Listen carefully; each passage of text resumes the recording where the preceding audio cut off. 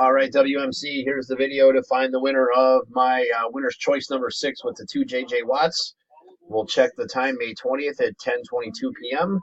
We're going to go over to the raffle and type live. And oh, there we go. We have May 20th at 10:22 p.m. There's the list of our 20 entries. We're just going to randomize your names, and then whoever is on top after the final roll is our winner. So we need a dice roll of 5 or higher. There is 9. All right, 9 times. Here we go.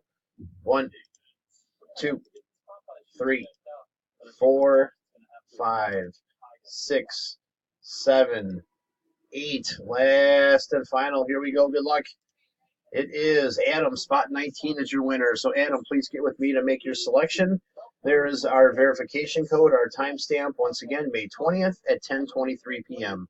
That's it, guys. Thanks.